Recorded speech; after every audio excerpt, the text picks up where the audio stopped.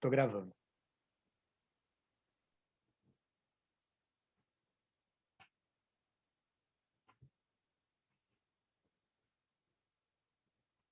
Rodolfo, eu vou começar logo às 10, aí você vai, se tiver algum probleminha com a admissão, você toma conta disso para mim? Pode deixar, já tá tudo aberto aqui. Perfeito, obrigada. Vocês enxergam a minha tela no todo?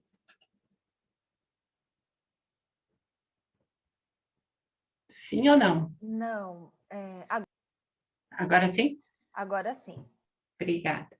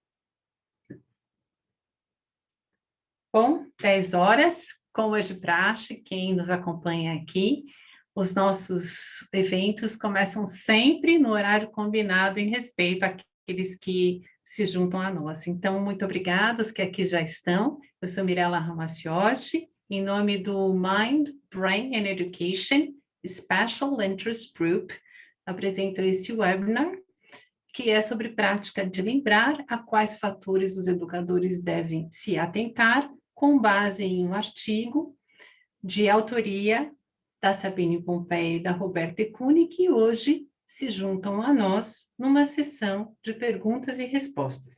Ao longo do dia de hoje, desse nosso evento, nós faremos inicialmente a apresentação institucional, em seguida nós apresentaremos o conteúdo.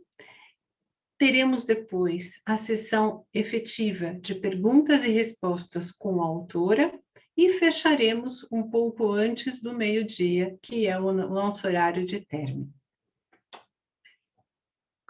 Gostaríamos de lembrar aqui que esse evento se une a vários outros no mundo, porque no mundo inteiro, a terceira semana de março é a celebração da Semana de Conscientização do Cérebro. Há mais de 50 anos, a Fundação Dana promove esse evento, que é realizado de forma voluntária por parceiros no mundo inteiro e que se unem durante esta semana, de 15 a 21 de março, especificamente agora, no ano de 2021, para divulgar conhecimentos robustos, sólidos, sobre o nosso cérebro. E este evento também é um evento que se junta a esta celebração. Conhecendo um pouquinho mais do Bryce Tissot. Foi fundada em 1986, o Bryce Tissot é a maior associação brasileira de professores de inglês para falantes de outras línguas, é uma organização sem fins lucrativos, que conta com mais de 2.000 profissionais. Ela é afiliada da Tissot International nos Estados Unidos e membro da ITAFL do Reino Unido. Também faz parte do Tissot Cone Sul, que junta associações da Argentina, Uruguai, Paraguai, Peru, Colômbia e Chile. O nosso SIG, Special Interest Group, é um dos braços de olhar especial para a área de mente, cérebro e educação. Por isso o nome Mind, Brain and Education SIG. Nós estamos presentes com as mídias sociais do Facebook e do Instagram, e a nossa missão é Primeiro, entender como o nosso cérebro funciona, eliminando informações falsas sobre cérebro e aprendizagem. Falando aqui, lembrando sempre para professores que utilizam o inglês como ferramenta no seu dia a dia. Nosso segundo item dentro da nossa missão, aprender a usar melhor todas as habilidades que possuímos, utilizando esse conhecimento sobre aspectos universais da aprendizagem para melhorar as práticas de ensino. O terceiro é compreender os limites das nossas individualidades, transformando-as em facilitadoras para a formação e desenvolvimento de capacidades, tanto dentro quanto fora da sala de aula. Número 4, fazer a ponte entre o laboratório e a sala de aula, abrindo caminhos de colaboração nessa área transdisciplinar que junta a neurociência, educação e psicologia.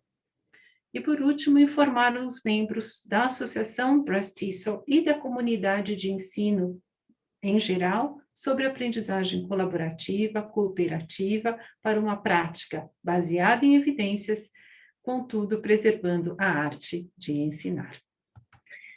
Dentro do Brust-TESOL, nós temos um time. Juntamente comigo estão André Hedlund, que é o nosso representante para a região Centro-Oeste, o Luiz Chandri, que é o nosso representante para a região Sudeste, a Cíntia Bailer, que é a nossa representante para a região Sul, e o Rodolfo, que está em Campinas e funciona aqui e também está presente, como vocês podem ver, me auxiliando neste evento, funcionando como nosso secretário-geral. São eles que vocês podem acionar via mídia, evento, comunicação e planos para que ideias dentro da nossa área possam ser trabalhadas e divulgadas de forma mais ampla. Nós estamos em 2021 com 5 eventos programados. O webinar de hoje marca o primeiro dos nossos eventos, Práticas de Lembrar. Teremos um webinar cujo tema ainda está por ser definido em junho de 2021, neste mesmo formato. Em julho, nós estaremos presentes com um Pre-Conference Event, é isso que é o PCE, e nós temos já turmas e tópicos definidos, serão Self-Regulation e Cognitive Load, e nós estaremos com esse evento pré-conferência, porque fazemos parte do Brust-TESOL, que estará promovendo uma conferência internacional em julho de 2021.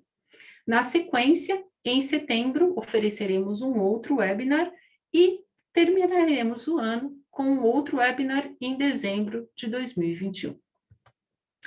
Para este evento, aqueles que estão devidamente registrados e inscritos via plataforma Simpla, após este evento, receberão nos seus e-mails o certificado e, por favor, caso não tenham acesso a ele, verifiquem primeiro na sua caixa de spam ou lixeira, ou se não, envie um e-mail para nós, via plataforma, que poderemos analisar o seu caso. Sobre o evento de hoje. Ele se intitula Prática de Lembrar, a quais fatores os educadores devem se atentar. Serão aqui nossas convidadas e palestrantes. Sabine Pompeia, que é professora da Universidade Federal de São Paulo, Unifesp, na área de psicobiologia. Ela é graduada em Ciências Biológicas pelo Unesp, é mestre em Psicologia no programa de Neurociências e Comportamento da Universidade de São Paulo e doutor em Ciências pelo Departamento de Psicologia da USP também. Pesquisadora da FAPESP, CNPq e da Rede CPE. A Roberta Ecuni é professora adjunta na Universidade Estadual do Norte do Paraná. É docente de mestrado em Educação, é graduada em Psicologia pela Universidade Estadual de Maringá, mestre em Ciências com bolsa da FAPESP e doutor em Ciências pela Unifesp com período sanduíche no Memory Lab da Washington University em St. Louis, através de uma bolsa CAPES. Ela também é editora da coleção Caçadores de Neuromitos. E eu já aproveito para agradecer imensamente a disponibilidade, a disposição e o tempo dessas duas grandes professoras que não hesitaram quando eu as contatei por primeiro e já, de forma muito generosa, se ofereceram para estar aqui conosco, auxiliando-nos no entendimento desse artigo tão relevante que todos vocês leram, que era o nosso entry ticket, digamos assim, o ticket de entrada, que tem esse jeitinho. Vocês veem aqui esse resumo e como ele foi disponibilizado. E para que o trabalho delas possa ser bem realizado, porque afinal aqui é um palco hoje de discussão sobre o artigo, eu vou retomar agora até 10h20 pontos principais desse artigo tão relevante que Roberto e Sabine nos trouxeram. Bom, prática de lembrar, também conhecida como efeito da testagem, é uma prática vinda desta educação baseada em evidências, que consta lá, como vocês viram, como uma das metas, uma das missões desse SIG. E o que é uma educação baseada em evidências? Como define o artigo delas? É uma educação cujas práticas estão pautadas em achados científicos que possuem comprovação experimental, com base em experimentos. Não é achismo, não é só empirismo, a prática, ou apenas uma tradição que deixa de se questionar. A prática de lembrar, também chamada de efeito da testagem, pode ser entendida como tentar lembrar informações às quais se foi previamente exposto. Se vocês procurarem na literatura, está definida como retrieval practice, e também é conhecida como o efeito da testagem, o testing effect. Por quê? Porque é realizada fazendo exercícios, respondendo a perguntas ou questões, fazendo testes ou provas, inventando perguntas sobre o material, quando é pedido aos alunos que façam isso, associando a outros conteúdos. A prática de lembrar o efeito da testagem permite que as pessoas encontrem lacunas no seu conhecimento. Um outro benefício é promover uma melhor organização mental. Além disso, melhora a transferência do conhecimento para outros contextos, que é efetivamente o que a gente pode chamar de aprendizagem. Além disso, a prática de lembrar auxilia na memorização de conteúdos a ele associados, reduzindo assim a confusão entre matérias que podem ser semelhantes ou similares. Contudo, o que os alunos normalmente fazem e professores inadvertidamente acabam por emular e promover isto? Os estudantes, eles releem o material relativo às aulas assistidas anteriormente. E eles acham que isso é uma prática eficaz. Porém, essas conexões que são reforçadas nessa releitura do material é sempre no mesmo sentido e da mesma forma que é apresentada no material de apoio, ou seja, naquele material que ele está relendo. Assim sendo, a ativação dessa rede semântica é sempre feita da mesma forma e na mesma sequência. É por ser feito da mesma forma e na mesma sequência que acaba se criando um viés mental. E esse viés acaba reforçando associações específicas que se encontram sempre no mesmo sentido, do mesmo molde, e não tem integração com outros conhecimentos, não sendo, portanto, possível a transferência e a efetiva aprendizagem, como é o nosso objetivo maior. Assim, devemos nos atentar, como chamam a nossa atenção, a Roberta e a Sabine, neste artigo, a 6 fatores que influenciam a prática de lembrar. E esses 6 fatores foram muito bem resumidos no quadro que encerra o artigo. E aqui eu vou retomar um por um, lembrando sempre, como vocês veem na parte de cima à esquerda, que ele está referenciado neste quadro que eu acabei de projetar lá no artigo. O primeiro fator que influencia a prática de lembrar é dar feedback. E o que é dar esse feedback? É informar se o conteúdo lembrado está correto ou não. E como a gente pode fazer isso na sala de aula? Sempre dando acesso aos alunos às respostas corretas das atividades. O segundo fator que influencia a prática de lembrar é o formato e a característica dos testes ou dos quizzes, que hoje, neste momento de aprendizagem remota ou híbrida, se tornou bastante comum. Ele se define por aquelas questões do tipo múltipla escolha, ou por questões que podem ser dissertativas, ou por questões que têm uma pergunta que necessita ser completada.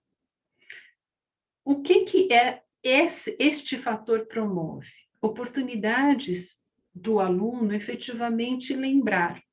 E quando elas dão preferência para o esforço cognitivo, como são as perguntas dissertativas, aquelas que envolvem exercícios, ou quando a gente pede para os alunos criarem as próprias perguntas dos testes, aí ela tem uma exponência maior e uma efetividade bem mais alta. O terceiro fator que influencia a prática de lembrar é o formato e a característica dos exames ou provas finais, que podem ser iguais ou diferentes dos quizzes. Uma múltipla escolha, uma questão dissertativa. E como é que a gente faz para trabalhar esse fator de forma a influenciar a prática de lembrar? A gente vai fazer de forma diferente dos quizzes, porque quando a prova final é diferente dos quizzes, ela promove essa avaliação pelo aluno daquilo que foi visto, do conteúdo que foi visto, e uma melhor transferência no uso dessas informações contidas nesse conteúdo. O quarto fator que influencia a prática de lembrar é a característica das modalidades de resposta ao teste, quizzes. E o que são essas características aqui? Se elas são digitadas, faladas, escritas ou pensadas. Se os quizzes têm consulta ou vêm sem consulta.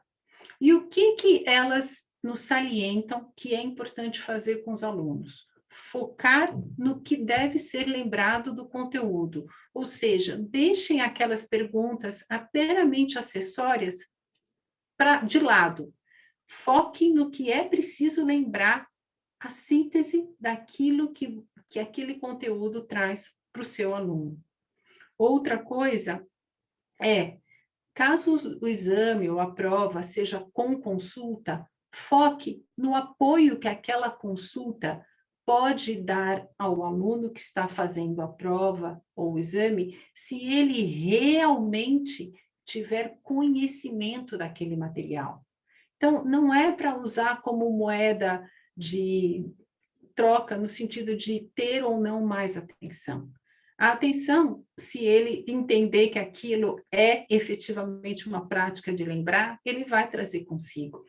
Se a gente conseguir passar a ideia de que este conhecimento ele vai servir muito melhor a ele nesse momento de exame ou prova, se ele estiver ciente daquilo que o conteúdo traz e realmente familiarizado com o que foi trabalhado, melhor será. Fator número 5 que influencia a prática de lembrar, o número de repetições. O que é esse número de repetições? São as vezes que a gente pratica para lembrar cada conteúdo. A verdade é, quanto mais, melhor, e aqui a gente deve sempre lembrar, repetir não é fazer sempre do mesmo jeito. Variação também está a serviço da repetição.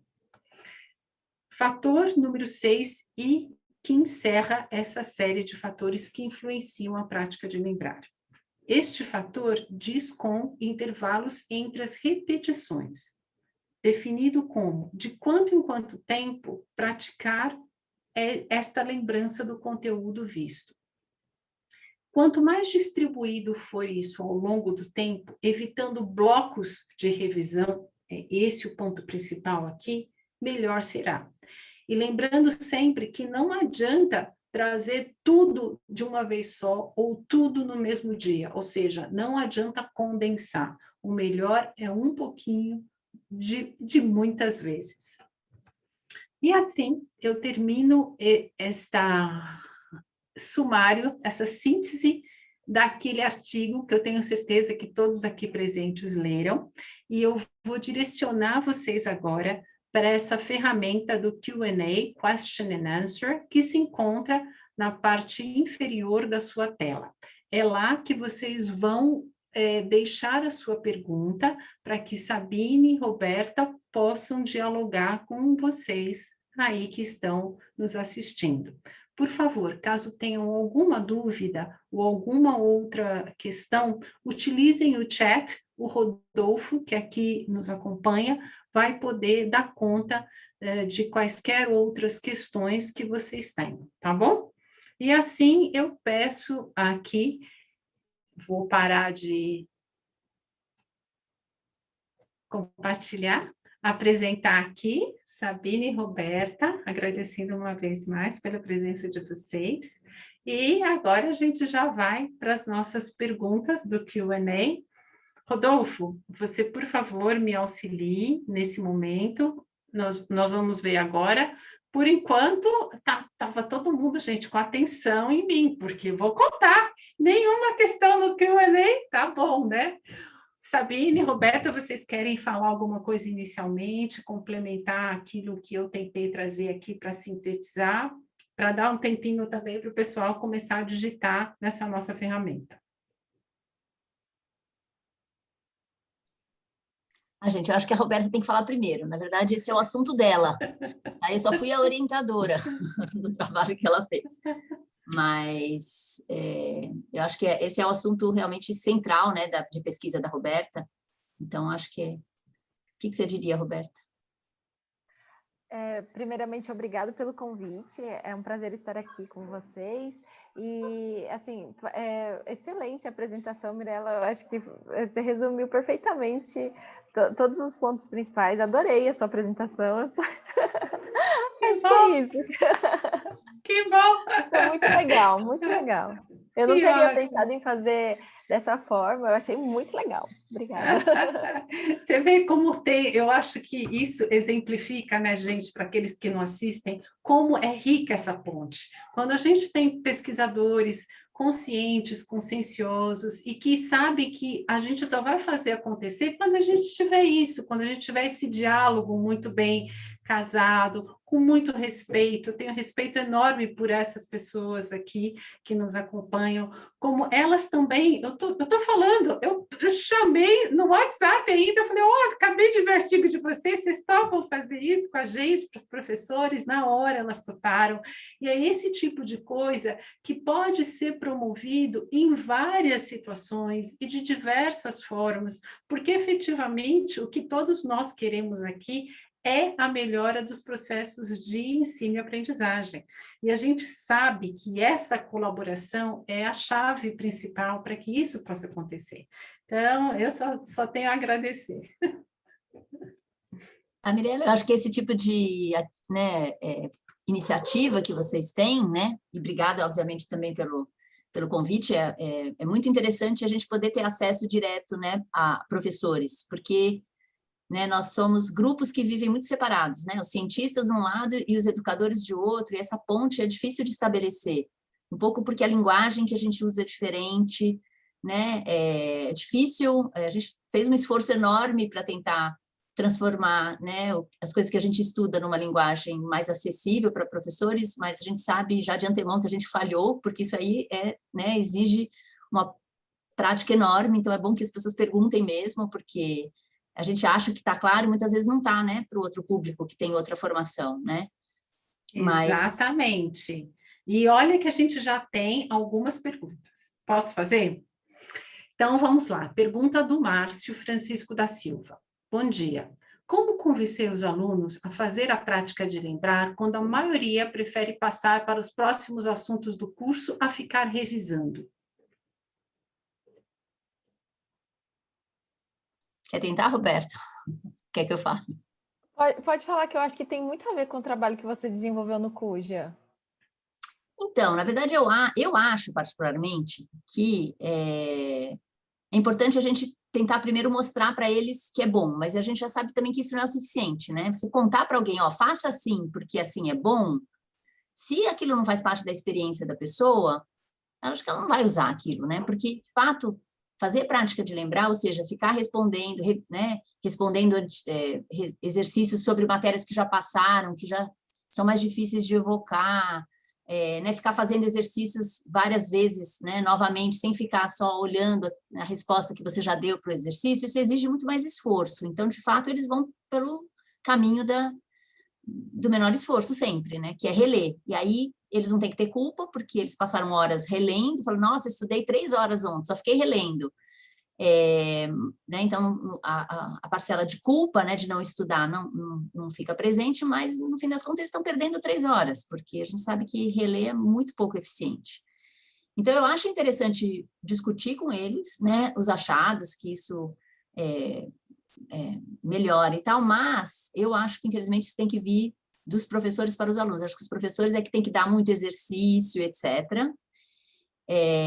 Porque pensar que isso vai partir do aluno, não vai, né? Então, eu acho que é uma coisa que a gente tem que começar a dar exercícios, e a gente já escreveu uns capítulos, né? Eu e a Roberta somos de uma visão um pouco diferente dos autores internacionais. A gente acha que os alunos devem ganhar alguma coisa por tentar responder, e não por acertar, né? Então, eu acho que isso é uma coisa muito importante. Então, assim, olha, todo começo de aula, todo fim de aula, vai ter exercício, vai ter quiz. Quem completar, independentemente de acertar ou não, vai ganhar meio ponto na nota depois, ou, sei lá, ganha um upgrade de alguma forma, porque eu acho que isso incentiva, né, os alunos a fazerem. Tem uns estudos bem interessantes de uma pessoa que colabora com a gente, mostrando que no início do curso, quando um professor dá muito, né, muito quiz, muito teste, muita provinha, os alunos não gostam, mas no final do curso, os professores são mais valorizados por fazerem isso, porque os alunos acabam percebendo que eles aprenderam ao longo do curso. Então, e além disso, teve uma outra vantagem que foi diminuir a ansiedade, né, test anxiety, diminuiu nesses indivíduos também, porque como tinha provinha toda aula, por exemplo, a cada 2 aulas, no começo eles ficavam nervosos, depois eles acostumaram, né? Então, teve um triplo benefício. Eles aprenderam mais, passaram a gostar mais dos professores, né? E não lembro qual que era o terceiro. Daqui a pouco vai voltar. Então, gostam... e diminui a ansiedade, né? Em relação a fazer testes. Isso também é bastante importante também. Então, eu acho que tem que vir do professor. Eu acho que o professor é que tem que promover, dar exercícios e tal. E é importante que vocês percebam que fazer isso não é perder tempo de aula para dar conteúdo. No fundo, vocês estão fazendo o aluno reestudar em pedacinhos, de pouquinho em pouquinho, né? Então, quando chega na hora da avaliação, eles já estudaram, né? Então, acho que isso tem que vir da gente mesmo. O que você acha, Roberta? Sim, sim. E outra questão que eu acho que dificulta muito o aluno escolher fazer prática de lembrar é que quando ele lê, ele tem uma sensação de fluência, né? Então, a sensação do conteúdo ser familiar, eu já li isso, nossa, eu sei isso. Mas não vai ser isso que ele vai ter que fazer na prova. Na prova ele não tem que reler, ele não tem que ver se aquele conteúdo é familiar, ele tem que tentar lembrar da informação, né? Então, como o aluno ele tem essa sensação de influência por ler, ele prefere. Então, é um erro de... eu não sei uma palavra que não seja metacognição para falar, é que eu estou tentando falar palavras que não sejam tão fora do contexto educacional. Mas mas essa a gente usa bem, Roberta. Pode ficar tranquila. Então bastante. Tá bom. Porque tem essa questão de metacognição, que o aluno, por ele achar que ele tem uma sensação de influência, é fácil, então ele dominou o conteúdo. Então, ele fixa naquela técnica de releitura. Perfeito. Gente, já vou... desculpa. Que a gente chamou, né? Que a gente chama lá de ilusão de competência. Eu acho que esse é um termo ótimo, né? Reler dá uma ilusão de competência. E Olha esse que interessante. isso faz com que ele ache que aquela forma de estudar é boa, porque ele vai falando, né? Quanto mais ele lê, mais familiar fica aquele conteúdo. Mas de fato que isso não adianta, não ajuda na hora que você tem que aplicar aquilo num outro contexto, ou, né? Ou lembrar aquilo sem pista nenhuma. Ele não consegue lembrar. Então acho que por isso é uma falácia mesmo, né? É um problema que a gente todos os alunos acabam caindo nessa mesma cilada, porque ninguém ensina para eles como estudar. Então, cada um tem que aprender por si, e ele aprende aquilo baseado na experiência própria, só que isso não promove realmente um aprendizado verdadeiro. Muitas vezes ele pode ir bem na prova, mas de fato ele não aprendeu aquilo, porque um mês depois ele esqueceu, né? Muito bom. E o fato dele repetir as releituras não quer dizer que não tenha um incremento no aprendizado, é um incremento muito baixo comparado com praticar lembrar. Tem incremento, sim, né? Então, mas eu estudei a vida inteira assim, eu aprendi assim. Calma, então, o que a gente está falando aqui, você aprendeu num nível assim. Se você faz prática de lembrar, você vai aprender assim. Então, um pouco mais. Então, por que não usar uma estratégia que te dá uma melhor possibilidade de lembrar do conteúdo, de aprender mais, né? Nesse sentido. Eu tenho aqui uma segunda pergunta, depois da do Márcio, é de uma pessoa anônima. Diz lá, a prática de decorar o conteúdo para a realização de provas ainda é bem comum na vida escolar dos estudantes.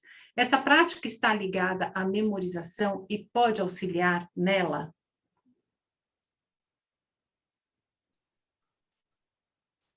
Quer que eu fale? Vamos lá. Pode falar. A gente Então, discutiu isso ontem, é por isso que eu fiz... Ontem não, essa semana, por isso que eu fiz isso. Então, gente, tem coisa que tem que memorizar, né? Para qualquer conteúdo, alguma coisa você vai ter que fazer. Você vai ter que decorar uma fórmula, né? Você vai ter que aprender como é que fala uma palavra em outra língua. Tem coisas que você tem que decorar.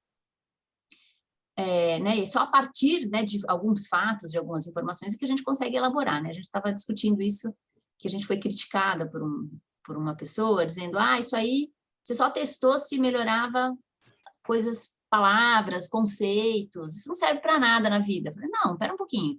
Eu preciso saber, por exemplo, que os gregos vieram antes dos romanos. Não adianta eu saber sobre gregos e romanos, não saber quem que veio antes, quando que foi, né? Eu sei tudo sobre a Revolução Francesa, mas eu não tenho a menor ideia no tempo quando foi. Será que foi 3 séculos, 7 séculos atrás, né? Então, tem coisa que a gente tem que saber, né? Então, assim, precisa memorizar algumas coisas, mas eu acho que esse tipo de prática é muito comum ainda, porque os professores solicitam isso na prova. A prova é simplesmente uma decorar. Como é que chama a estrutura X? Tal. Qual é a palavra, né? Como é que é a palavra em inglês para isso? Tal.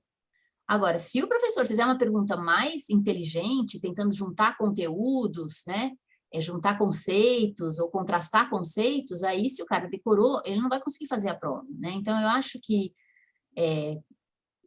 em certos níveis a gente precisa assegurar que as coisas básicas estão memorizadas para depois trabalhar em termos, né, de usar aqueles conceitos. Então, por exemplo, tabuada, a gente precisa decorar tabuada. Precisa decorar, porque isso vai facilitar muito depois, né, de fazer cálculos depois. Então, tem uma certa época da vida em que você vai ter que fazer provinhas de decoreba, né, de tabuada. Para que isso? Para depois você poder fazer cálculos mais complexos e a pessoa não ficar, né, justamente... não ficar sobrecarregando, né, tendo um cognitive load aí, que vocês vão discutir mais para frente, muito, muito alto para fazer, né, tem que fazer uma conta de divisão lá, e vai ficar complexíssimo se eu tiver ainda que ficar calculando quanto que é mesmo 7 vezes 8, 7 vezes 1, 7 vezes 2, 7 vezes 3, você vai se sobrecarregar demais, né? Então, a ideia é o básico, né, isso vai variar muito de matéria para matéria. Tem coisa que tem que decorar, façam um monte de provinhas de decoreba mesmo, olha, amanhã, decorem isso de hoje para amanhã, e amanhã tem provinha, né?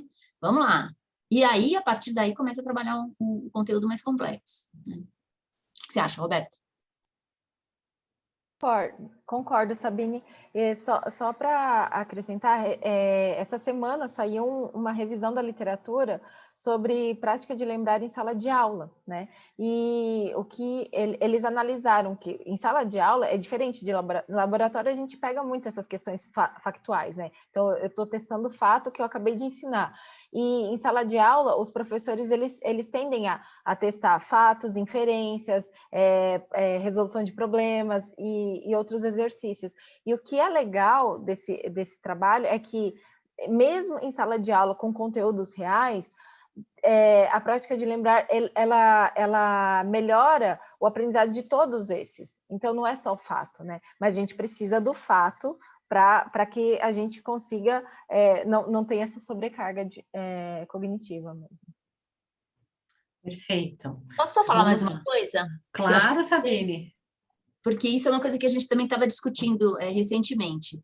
Existe uma certa desvalorização hoje, né, da decoreba, né? Ah, a decoreba é o jeito antigo de ensinar, é péssimo, vamos só ensinar as pessoas a fazerem raciocínio, né? Aí a gente também tem estudos mostrando que se você ensinou raciocínio, aí você vai fazer perguntas de raciocínio, a pessoa consegue fazer, mas aí se você faz perguntas sobre os fatos envolvidos no raciocínio, a pessoa não aprendeu os fatos, né? Então, assim, tem que aprender fato e tem que aprender raciocínio. São duas, né, coisas diferentes, as técnicas um pouco para cada uma são distintas, mas uma não leva a outra. Só saber fatos não me ajuda a raciocinar. E só aprender a raciocinar não me ajuda a saber fatos. Então, a gente precisa ter as duas coisas, né, para chegar mais longe. Então, não é para desvalorizar a base, né? A gente precisa de saber datas, a gente precisa saber palavras, saber conceitos e saber fórmulas e saber tabuada. Aí, a partir daí, é que a gente vai conseguir trabalhar de uma forma mais eficiente, né? Em termos de fazer um raciocínio mais complexo. Acho que isso ficou bem, bem claro aqui, né? Você, Sabine, complementou a Roberta, acho que muito bem, e para a gente, em sala de aula, lembrar que uma coisa é fato, outra coisa é raciocínio sobre o fato, e que as duas precisam vir juntas. Não é só ver uma coisa, ou fazer, ou achar que precisa lembrar disso, ou só fazer a outra, porque tem-se muito a ideia de pensamento crítico, e eu falo, gente, antes de crítico precisa haver pensamento. Eu sempre falo isso quando eu lido com os professores, porque essa é uma confusão muito grande. Eu acho que vocês duas deixaram muito claro aqui, né? Uma coisa é fato, outra coisa é raciocínio, e as duas precisam ser bem trabalhadas. E quando a gente pode juntar as duas, claro, dentro da sua área de atuação, do seu segmento, sabendo que diferentes estágios de desenvolvimento, diferentes idades, diferentes conteúdos implicam em cargas diferenciadas também do que é fato e do que é raciocínio, mas que ambos precisam e podem, mais do que isso, devem ser trabalhados diferentemente, mas simultaneamente, né? Vamos lá para... Pois não, Sabine? Alguém pintou aqui uma coisa no chat, que eu acho que... vai lá. Comentar, né? Foi o André, não sei que André o André, o Hedlund, que está com a gente no MI. Então, tem a coisa da taxonomia de Bloom, mas a taxonomia de Bloom, ela tem alguns problemas, né? Então, esse dado que eu acabei de mostrar para vocês é assim, às vezes dá para você ensinar uma pessoa a fazer raciocínios específicos sobre algumas matérias sem saber fatos, e ela consegue fazer isso. Então, não é sempre, né? Então, essas coisas, não, a ideia da pirâmide aí causa muitos problemas graves, né? De que... Não é uma hierarquia. Não é uma hierarquia, são coisas separadas, mas eu botaria mais ela em um monte de bolinhas interconectadas, né? Mas para que, de fato, você consiga fazer usar, né, o conhecimento na vida real, você precisa de todas aquelas habilidades, e não uma depois da outra, não é essa ideia, eu acho uma ideia meio ruim. Quer dizer, eu acho que a proposta dele de fazer um desenho foi espetacular, mas isso leva a alguns problemas, né?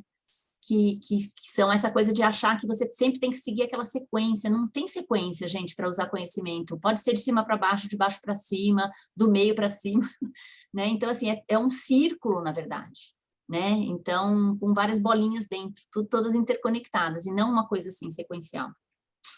Ótimo, obrigada. Vamos para a próxima, e agora é também de um anônimo. Não, desculpa, eu acho que eu já fiz essa. Vamos para a pergunta da Ingrid. Como os professores podem efetivamente trabalhar essa prática de lembrar sem cair na prática comum? Como colocar isso na nossa prática diária? Acho que a gente falou bastante, né, do feedback, de como a gente pode incorporar dentro de quizzes, os testes, dentro da prova final, como a gente pode trabalhar com o número de repetições e a frequência das repetições, né? E como a gente tem as diferentes modalidades de resposta. Como é que vocês podem expandir isso para a gente ficar cada vez mais claro? Então, um ponto importante, inclusive faz parte do mestrado da minha aluna, da Lisandra, não sei se ela está aqui, que ela falou que talvez ela viria, e a Sabine é colaboradora desse trabalho, é que ela entrevistou professores, né, ela deu um workshop sobre o guia de prática de lembrar, entrevistou professores e vários professores falaram, mas eu já uso isso, eu já faço isso, eu uso o teste, não tem nada de novo no que você está falando. Daí, o que a gente estava tentando falar para os professores os professores, eles tendem a usar teste como forma de avaliação, e não como forma de aprendizagem, como técnica de aprendizagem. Então, tenta inserir mais testes, quizzes, nem que for testes valendo pouca nota, só para treinar, para incentivar o aluno a praticar lembrar. Nesse sentido, inserir mais, e não fazer só... talvez esse efeito da testagem é ruim, o nome, porque pressupõe que no momento do teste que o aluno está aprendendo, mas não, se você usa como estratégia de aprendizagem, então fazer sempre, igual a Sabine citou o artigo da Puja, né? Fazer um pouquinho todo dia, fazer vários exercícios, é nesse sentido, então você pode inserir isso enquanto professor em sala de aula. E eu acho também, Ingrid, Roberta e Mirella, que o legal, eu acho que fica mais estimulante se isso for variado. Um dia pode ser um teste de múltipla escolha, outro dia pode ser escrever uma pequena resposta, né, escrita, outro dia pode ser coisas simples como quais foram as 2 coisas mais interessantes da aula passada, ou vamos ensinar isso semana que vem, o que você sabe sobre isso? Ou no caso de inglês, né, a semana que vem a gente vai discutir palavras que têm a ver com cozinha. Quais palavras você já conhece sobre cozinha? Então, assim, tem qualquer coisa que faça, ou invente uma pergunta sobre este conteúdo para passar para o seu colega. Passe efetivamente para o colega, né? Então, tentar pensar em coisas que estimulem os alunos a tentar lembrar algo, né? E lembrando que, assim, a gente sabe que professores são super sobrecarregados, nós somos também, né? Então, a ideia não é sobrecarregar o professor. A única sobrecarga seria inventar isso. Vocês não precisam corrigir, a correção pode ser pública, pode ser para todos, né? Então, vocês podem fazer o teste de múltipla escolha, ou mesmo que seja escreva uma pequena redação, vocês não precisam corrigir 1 a 1, vocês podem depois discutir a resposta, pedir para as pessoas voltarem nas respostas que elas deram, checar se elas acertaram ou não. Então, o feedback é muito importante, né? Você dá a resposta correta, mas ela não precisa ser personalizada, ela pode ser dada em comum, né? Então, o que precisa ser feito a cada aula, idealmente, ter um monte de exercíciozinhos, né? Para as pessoas fazerem em relação àquele conteúdo. Eu sei, a gente tem que bolar os exercícios, é uma droga. Mas, uma vez bolado, para as turmas seguintes, aquilo já está inventado, né? E bota os alunos para inventar perguntas, gente. Isso é uma coisa ótima. Eles inventem uma pergunta para o seu colega, aí você já fica com um banco de perguntas enorme para usar nas outras turmas, né? Então, mais legal, talvez, faça perguntas para outra turma, para outra sala, né? E a outra sala vai fazer perguntas para vocês, daí vocês trocam, aí devolve o papelzinho, acertou ou não, ou devolve pelo chat, sei lá, né? No mundo virtual.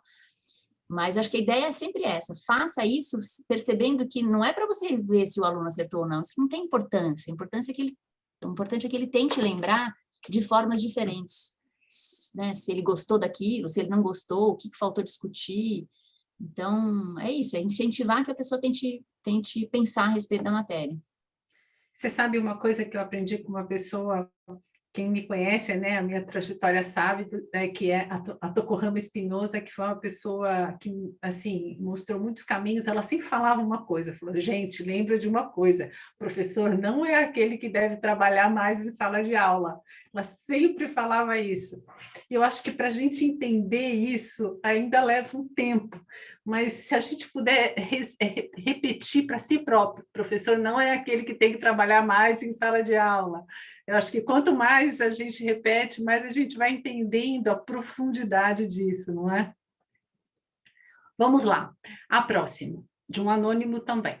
Diz lá, o intervalo das repetições depende de algum outro fator relacionado ao conteúdo ou componente curricular estudado? E qual seria o intervalo, entre aspas, ideal?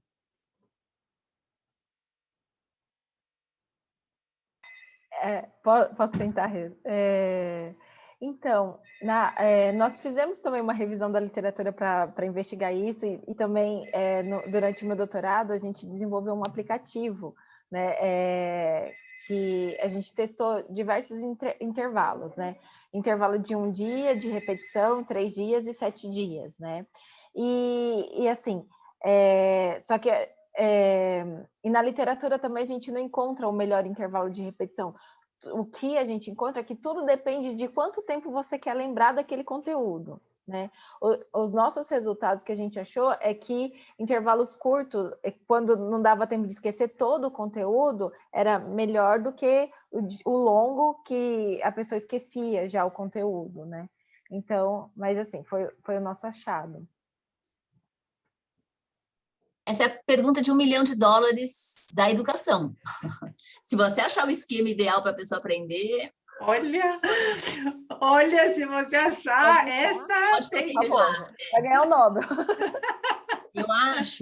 Eu acho, na verdade, que isso depende da matéria, depende do nível de proficiência que o aluno já tem, né? Isso vai ser diferente com um aluno de 6 anos e um aluno de 15. O importante só é diversificar a forma como as pessoas pensam a respeito de cada conteúdo, ou, no caso de línguas, diversificar como que a pessoa vai usar aquilo. Então, se é para aprender como é que pede comida no restaurante, ora ela é a pessoa que está indo comer no restaurante, ora ela é o garçom, ora ela é o cara da cozinha, sei lá, né, o cozinheiro. Botar a pessoa em papéis diferentes, porque daí o jeito de usar a linguagem vai ser, né, diferente. Então, tem que diversificar isso, né? O mais possível, às vezes por escrito, às vezes falando, às vezes ouvindo, né? Então, que a gente sabe meio empiricamente, né? Quando a gente ensina, mas a gente, né, diversifica o máximo que a gente pode. O que a gente está tentando aqui é dar algumas evidências científicas de fato de que isso é importante, né? E se você fizer sempre igual, você não vai ter um ganho. Você tem ganho, claro, as pessoas aprendem. As pessoas aprendem sozinhas, na verdade, né, gente? Elas vão aprender. Exatamente. Mas se a gente quer otimizar, aí é diversificando, né? Eu acho que essa que é a questão, né? Muito bom. Olha, o nosso anônimo veio aqui e falou, é a Alexandra, deixa eu ver, Alexandra Muri. As perguntas anônimas foram feitas por mim, desculpa pelo anonimato. Tranquilo, Alexandra, tranquilo.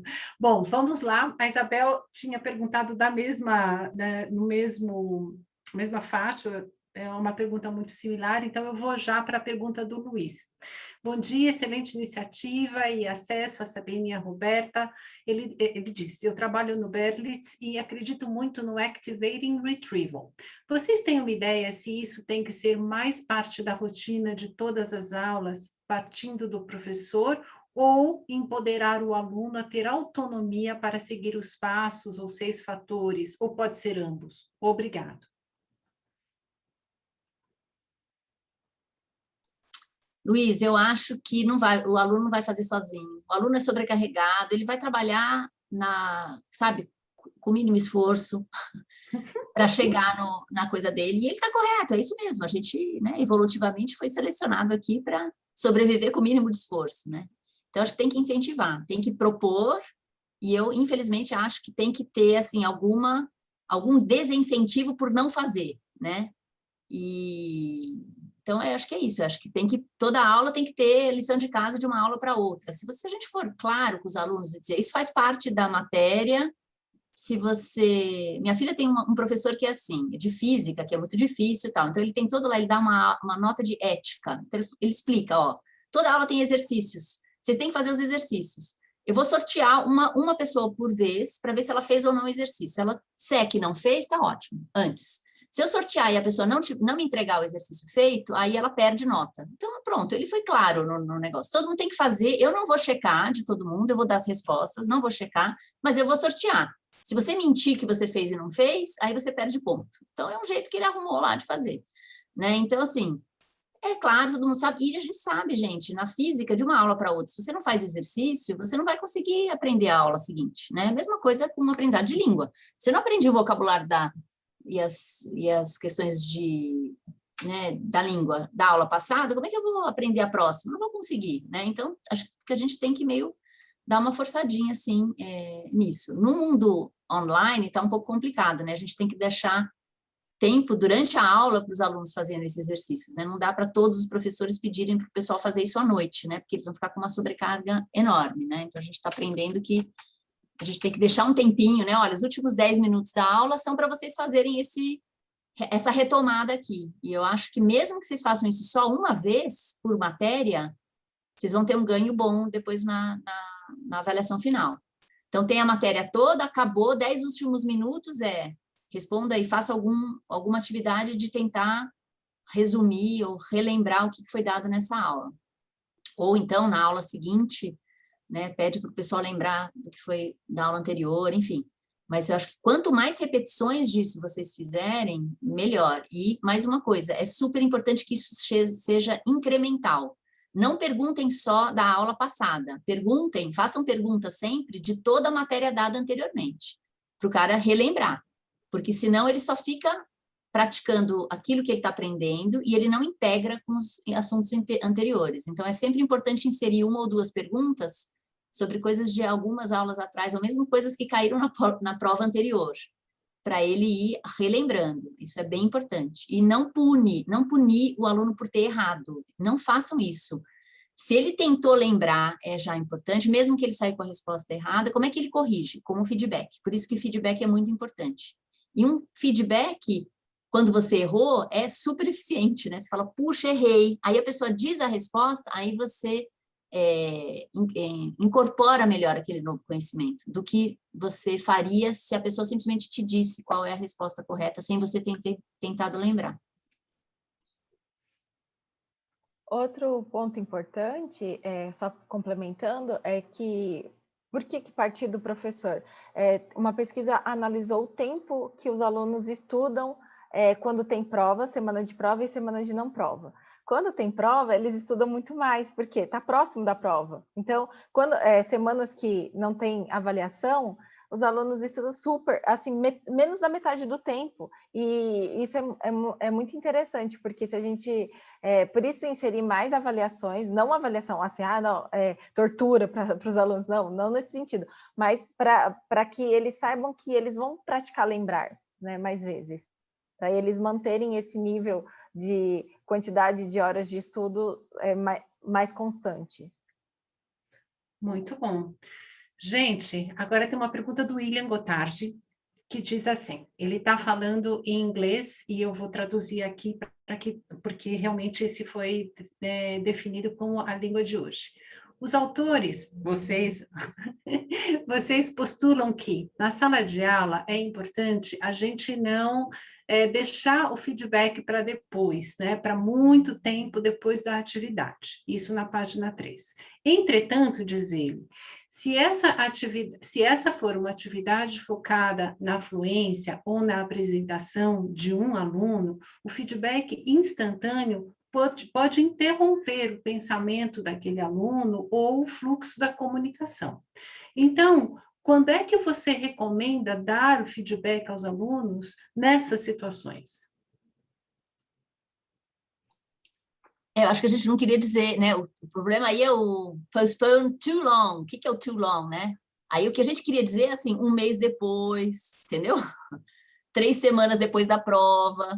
Aí já não serve, ele nem lembra mais por que ele deu aquela pergunta. Então, assim, dependendo da atividade, o professor tem que dosar, evidentemente, você não vai ficar interrompendo a pessoa, né, toda hora para ficar dando feedback. Então, o problema aí é o too long, né, que a gente queria dizer é um período que tenha transcorrido e que faça com que o aluno nem lembre mais por que ele deu aquela resposta. Então, por exemplo, eu posso dar uma prova e 1 mês depois dar de volta a prova corrigida para os alunos. Aí é pouco efetivo, porque ele já nem lembra mais da matéria, ele não lembra mais por que ele respondeu daquela forma, aí não recai, né? Aquilo não é tão efetivo. Então, acho que é nesse sentido, assim. Mas adapte, William, adapte em relação ao tipo de atividade que você está fazendo. Pode ser na semana seguinte, né? Mas tem que estar próximo o suficiente do momento em que os alunos estavam refletindo e estudando aquela matéria. O que você acha, Roberta? Concordo. Perfeito. Vamos agora para uma pergunta do André, do André Hedlund. Doutora Roberta, excelente tópico de pesquisa. Eu gostaria de saber mais sobre retrieval practice de chunks, estruturas gramaticais, versus vocabulário, palavras. O que você pode compartilhar sobre o impacto dessa prática de acordo com os diferentes tipos de memória, entre parênteses, declarativa e de procedimento? Olha,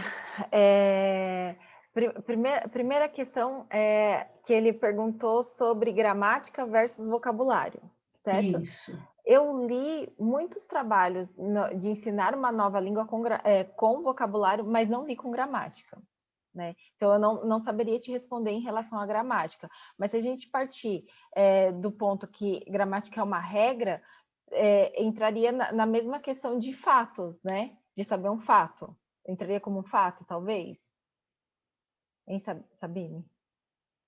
Eu acho que é uma excelente pergunta essa, André. Infelizmente, a gente não tem na literatura de prática de lembrar, que é até uma coisa que surpreende muito Roberta e a mim, porque nós somos de uma área hardcore, estudando subtipos de memória diferente e tudo mais, que simplesmente não é discutido na literatura de prática de lembrar. Que tipo de memória que está sendo investigada, eles simplesmente não entram nessa questão, né? Então, assim, baseado no que a gente sabe, né, sobre subtipos de memória, aprender coisas como palavras, vocabulários, né? Você tem dois aspectos aí. Uma coisa é eu reconhecer uma palavra quando ela me é dita, né? Então, isso é mais fácil de fazer do que eu tentar, do nada, achar no meu cérebro qual é aquele termo, né? Ouvir o termo e falar assim, agora eu sei, isso aí é sorvete em, sei lá, finlandês, é mais fácil do que eu, do nada, produzir, né? Conseguir produzir aquela palavra, né? Então, uma coisa é reconhecer, outra coisa é, de fato, conseguir falar a palavra. Então, esses são tipos de memória já distinguíveis entre si, que, por sua vez, é diferente de você usar, por exemplo, colocar uma sequência de palavras numa certa ordem, né? Para seguir a estrutura gramatical de uma, né? Que obedeça às regras de uma língua. Então, essa questão do sequenciamento, a gente pode aprender de uma forma mais artificial, né? Alguém vai lá e fala, no inglês essa palavra aqui vem antes do verbo ou depois do substantivo, né? Você ensina isso, mas isso não ajuda a pessoa a produzir a linguagem. Ela entendeu, agora, para ela usar, ela vai ter que falar assim, como é que é? Tem 7 regras para ela formar uma frase. É muito complicado se ela vai fazer isso. É que nem a gente aprendendo a dirigir, né?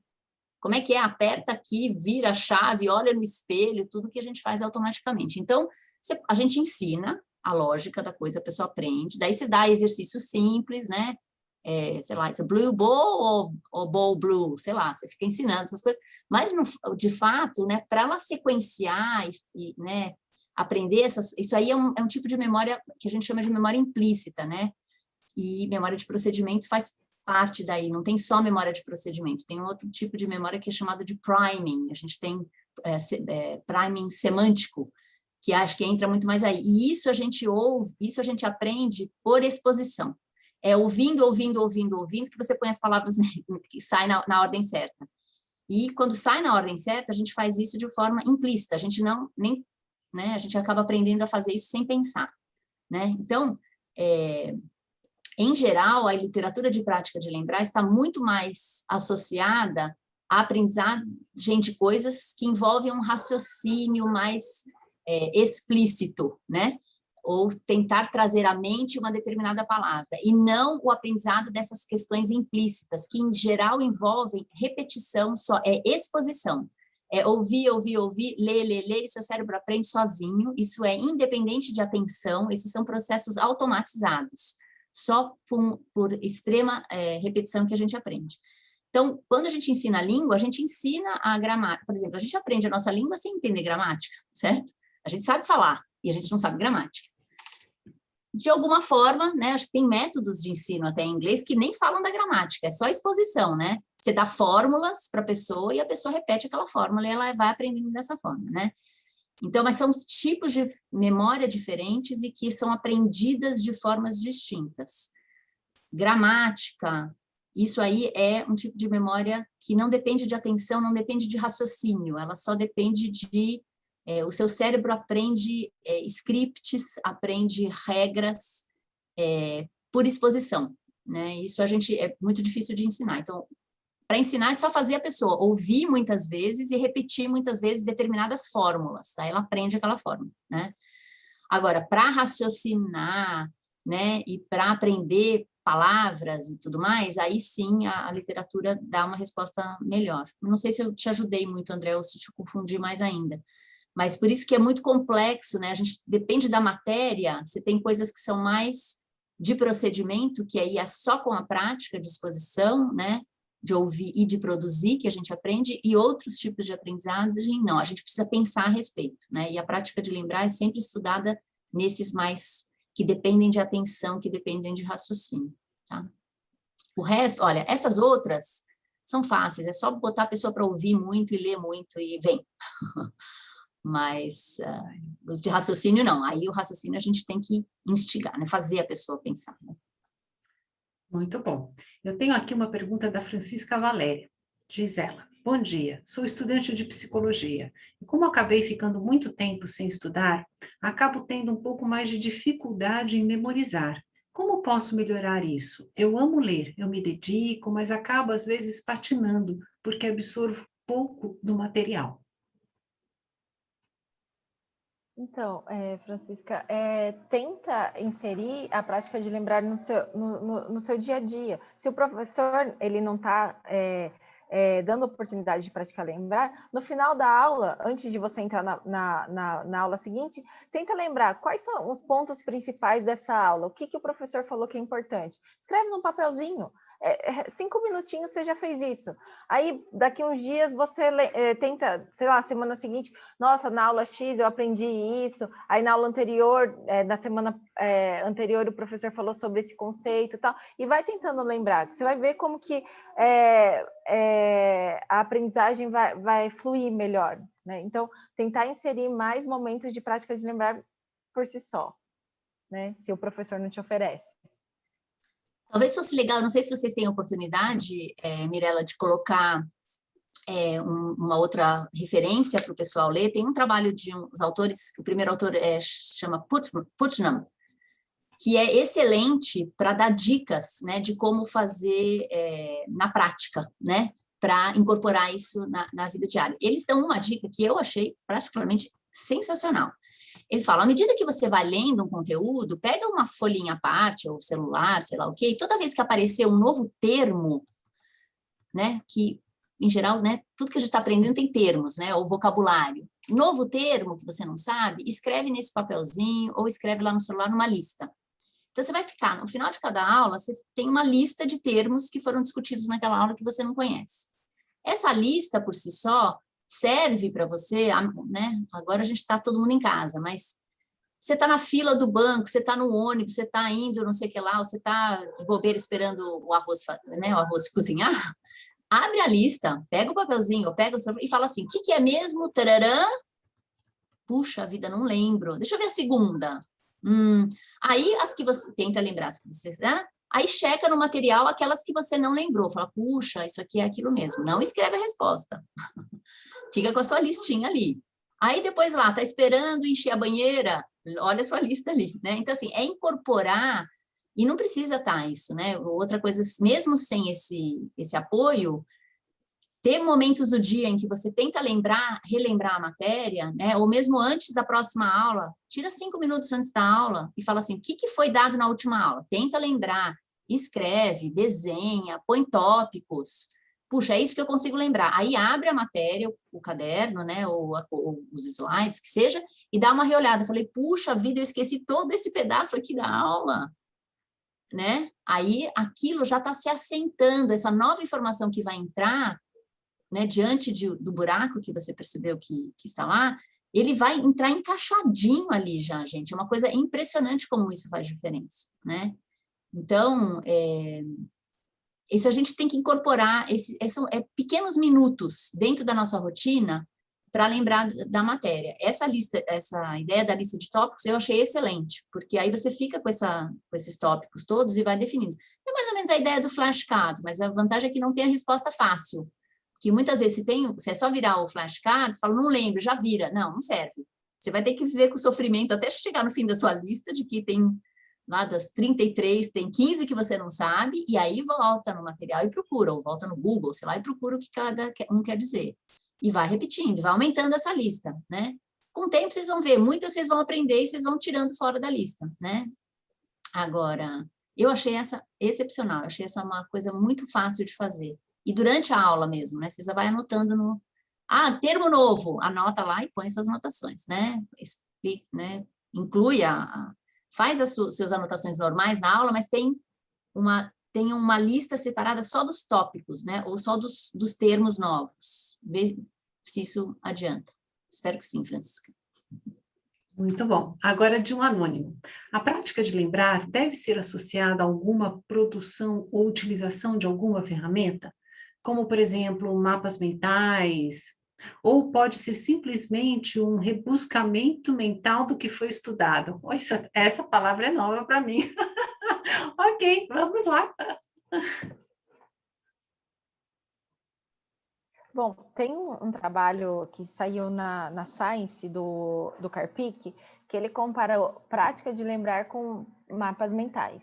E aí a prática de lembrar foi superior do que fazer mapas mentais, porque durante o mapa mental, o aluno podia consultar o material, então ele lembrava consultando o material. Aí eles fizeram outro experimento, que eles fizeram durante a produção do mapa mental, o aluno não podia consultar o material, ele tinha que tentar lembrar da informação. Então, e daí não deu diferença entre só meramente tentar lembrar da informação ou construir esse mapa mental. Então, esse é só um exemplo de como que às vezes você tentar fazer uma coisa mais difícil, que levou mais tempo, né, nesse caso, deu o mesmo efeito em relação ao desempenho final, sabe? Então, na medida de aprendizagem, não deu diferença se ele fez mapa mental sem consulta ou meramente tentou lembrar. Então, como conclusão, a gente pensa que o que for mais fácil para o aluno, né? Se ele gosta de fazer mapa mental porque ele acha bonitinho, eu tenho vários alunos que adoram fazer mapa mental, vem me mostrar o caderno todo bonitinho, cheio de cores e tal. Se aquilo o aluno gosta, se sente motivado, deixa fazer, né? Desde que ele tenta lembrar e não fica fazendo aquele mapinha com o livro aberto, consultando o slide, tenta lembrar, e só vai completando, igual a Sabine falou, na técnica que o Putman falou, tenta preencher com que a pessoa lembra, de fato, e daí consulta para o feedback, eu esqueci isso, então eu vou incluir isso, e destaca que aquilo lá você esqueceu, e assim por diante, né? Mais nesse sentido. Eu acho que quanto mais variado, melhor. Às vezes faz com teste, às vezes faz com dissertativo, às vezes pede para fazer mapa mental, porque isso também depende muito da área, né? Imagina fazer um mapa mental de física, sei lá, da matéria de física, como é que você vai fazer isso, né? Um monte de fórmulas interconectadas, até dá para fazer, sei lá, mas é menos bom, né? Então, acho que é muito bom para história, por exemplo, né?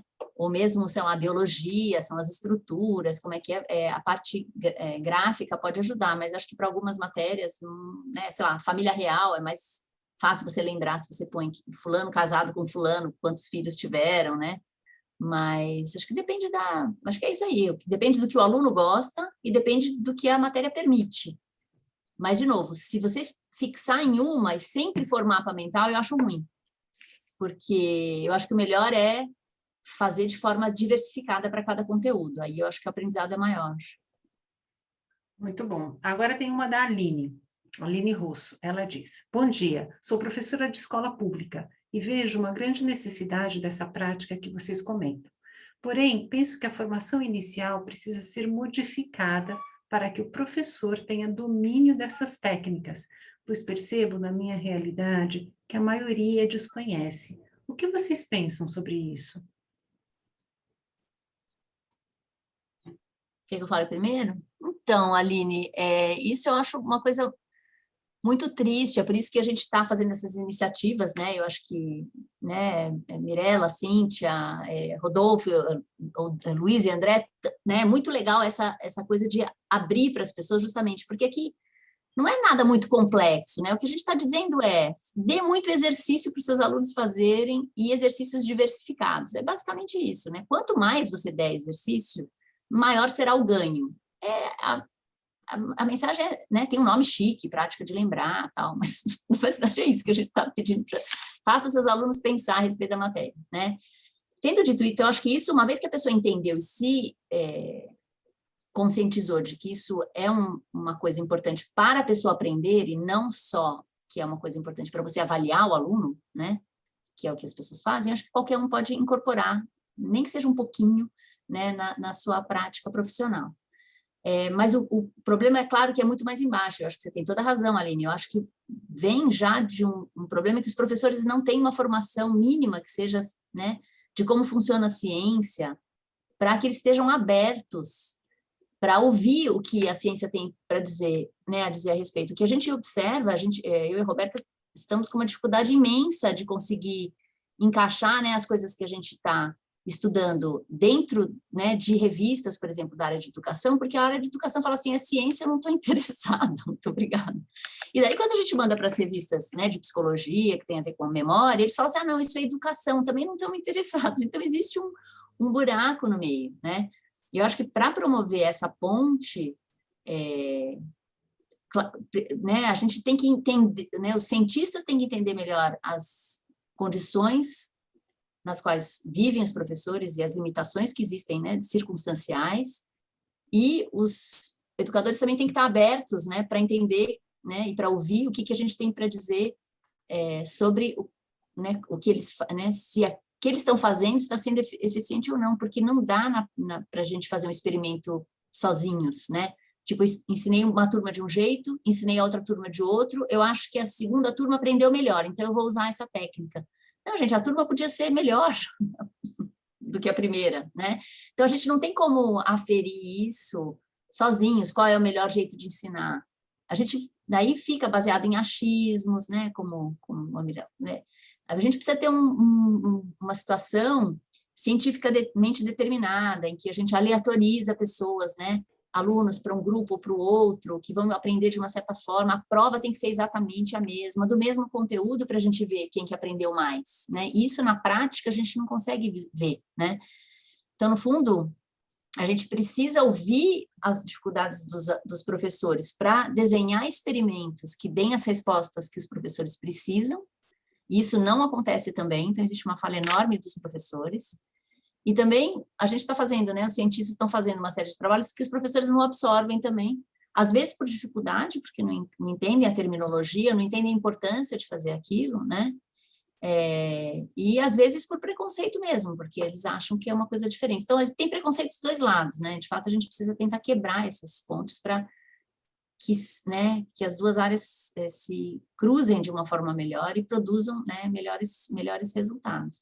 Então, só para resumir, assim, o resumo de tudo isso dê um monte de exercício diversificado para o seu aluno, ponto. De preferência, toda a aula. Posso só complementar Por favor. uma questão? A gente, além de tudo isso que a Sabine falou, nós cientistas somos cobrados por produtividade. E muitas vezes a publicação em revistas que os educadores leem não conta nada para os pesquisadores. Então, muitos pesquisadores não querem publicar um artigo em português, não querem fazer um trabalho voltado para esse público, né? Porque, para que eu vou fazer isso? O tempo que eu gastaria escrevendo um artigo voltado para educadores, eu posso escrever um artigo que eu vou tentar publicar numa revista internacional, etc. e tal. Tem esse ponto. O outro ponto é que, assim, a gente, esse ponto negativo da falta de comunicação entre pesquisador e educação, enfim.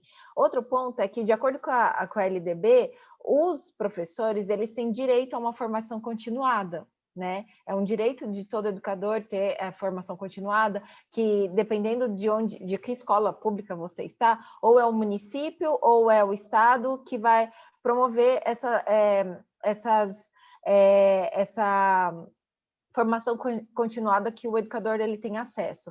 Só que muitas vezes o que a gente vê na prática é, na semana de formação continuada, a gestão da escola fala, está todo mundo cansado, vamos fazer... vou contar um exemplo real, tá, gente? Vamos pagar um stand-up comedy para todo mundo assistir, e isso vai ser a formação continuada só para... Enfim, ou então não conversa com a universidade, né? A gente tem universidades próximas que eles poderiam, e os professores, a gente tem dentro da universidade essa mentalidade que a gente tem que acessar a escola, né? E muitas vezes a gente não tem um caminho muito fácil de acesso à escola, e então, assim, a própria universidade podia entrar nessa semana de formação continuada e ofertar um curso de super qualidade e gratuito, porque nós somos funcionários públicos, né? Faz parte do nosso trabalho auxiliar. Então, mas muitas vezes a gente não tem essa entrada, muitas vezes, enfim, é uma coisa muito mais complexa do que a gente pode imaginar, né? Enfim. Mais nesse sentido. Temos que muito a caminhar, mas eu acho que o que a gente precisa salientar é que mais do que nunca, essa colaboração, essa junção de saberes é necessário, principalmente em virtude das dificuldades e desafios do ambiente que estamos vivendo atualmente. E atualmente, gente, com anos de perdas que devem ser muito bem entendidas para que práticas cada vez mais consubstanciadas, mais eficazes, possam estar presentes no nosso dia a dia. Mas eu retomo agora com uma pergunta da Natália, que, aliás, fez várias aqui, pedindo as referências. Então, eu vou depois retomar e dar sempre as referências. Eu vi que a Roberta já está jogando bastante aqui, muito obrigada. Estão pedindo as referências. Mas diz lá a Natália Guerreiro. Obrigada por essa iniciativa maravilhosa. Vocês falam no artigo da qualidade da questão da múltipla escolha, sobretudo das alternativas.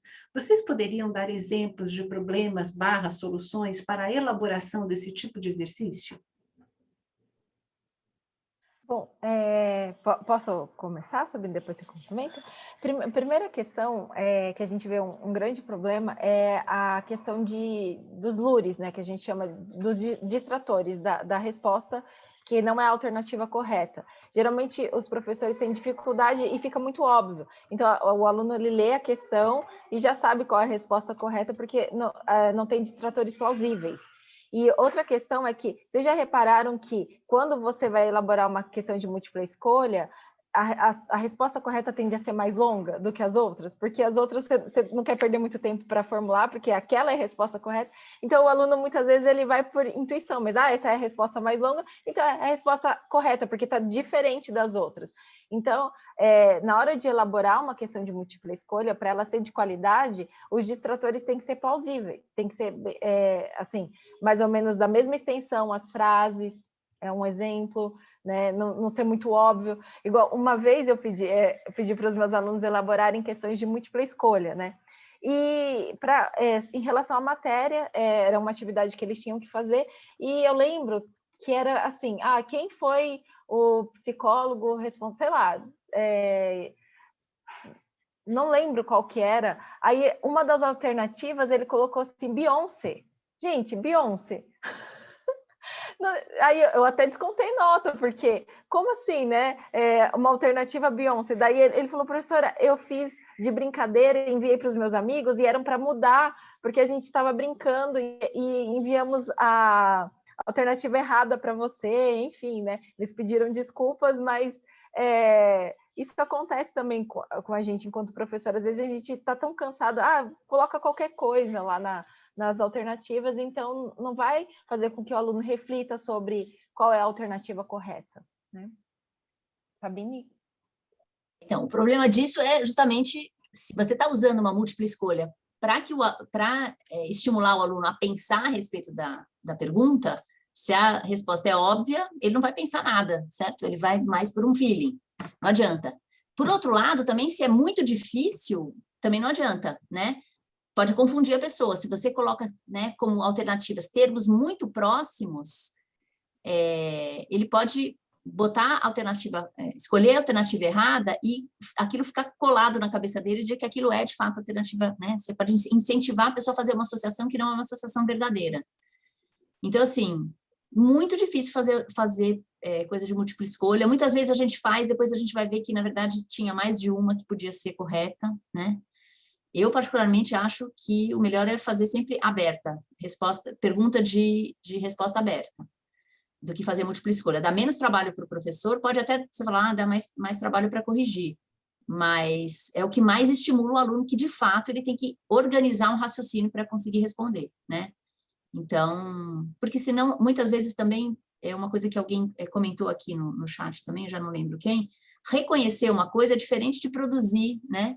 Então, eu reconheci essa aqui é correta, fiz ali, mas isso não significa que a pessoa vai conseguir lembrar do termo ou da definição sem pista, né?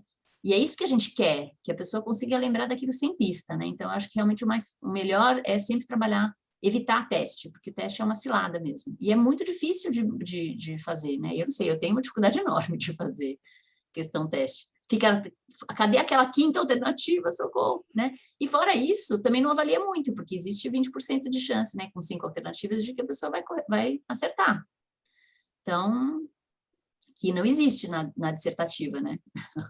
Você não acerta o acaso, né? Então, dá um jeito de entender melhor, né, se os alunos estão manjando ou não da informação. Muito bom. A Elaine Junqueira pergunta, então, seria mais prática e menos teoria? Esta prática pode ser utilizada em todas as disciplinas? Eu acho que, de uma certa forma, vocês já deixaram bem claro aqui, né? Prática, sem dúvida, muito exercício, dependendo do conteúdo, correto? Então, Elaine, eu vou para a próxima. Márcio, existe algum parâmetro para a frequência e quantidade de revisões?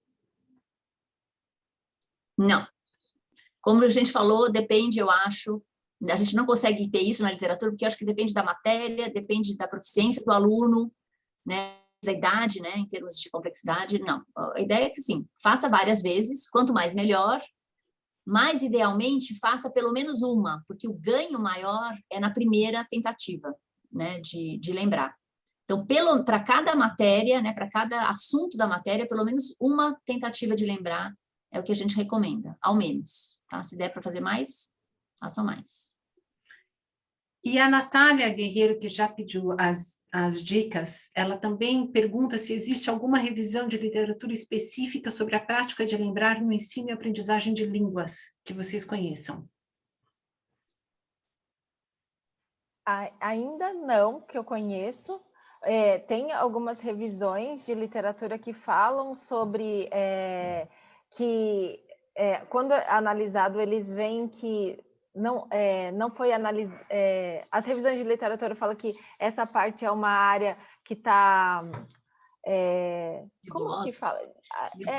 Ao acaso, assim, que foi deixada de canto, por mais que seja o material mais utilizado em laboratório na prática de lembrar, nos estudos de prática de lembrar, é negligenciado focado nisso. A minha aluna, a Amanda, eu vi um comentário dela, ela está aqui, ela está tentando fazer uma revisão focado para o ensino de línguas, mas vamos ver como que a gente está ainda...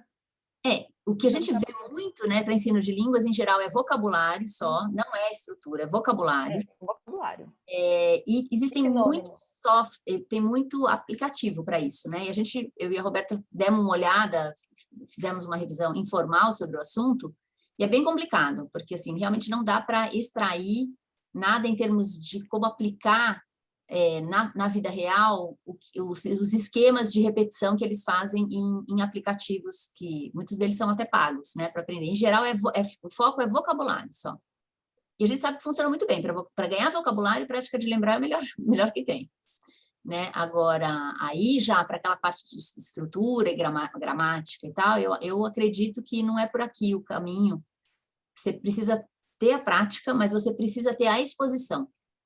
Então, você pode repetir uma frase e ficar mudando o adjetivo, mudando o substantivo, isso ajuda você a aprender aquela fórmula, mas, de fato, para soltar a língua, você precisa disso junto com muita exposição àquele idioma. Então, acho que é mais complexo. Por isso, talvez que não tenha tanto trabalho sobre isso. Muito bom. Pergunta da Larissa Marcucci. Vocês acham válido criar alguma ferramenta prática que mostre os resultados para os alunos, onde criamos um ambiente em que o conteúdo é lembrado e relembrado de formas diferentes e ativas, e outro não, criando um momento para a autoavaliação, o self-assessment? E aí ela continua, dando um exemplo, como um pré-teste ou um pós-teste, adotando esse método de lembrar e relembrar, e outro para pós-teste, sem esses momentos de lembrar e relembrar o conteúdo.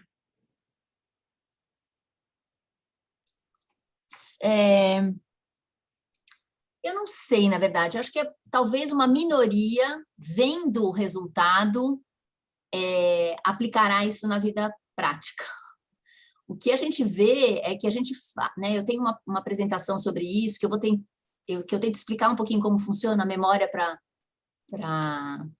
como a gente forma a memória para assuntos acadêmicos, né, não especificamente línguas, mas mais para assuntos acadêmicos, como é que esse tipo de memória funciona e por que a prática de lembrar funciona, e as pessoas ficam muito, acham muito legal, mas elas escorregam logo e incorporam um pouco na vida prática, porque de fato exige muito esforço, né? Então, eu não sei, eu acho que é legal a gente explicar, é legal mostrar, mas eu não sei o quanto que isso vai, de fato, traduzir numa mudança de hábito. A gente sabe, as pessoas não mudam de hábito. As pessoas não deixam de fumar, não deixam de comer, se elas estão obesas, por mais que elas saibam que isso faz mal, né?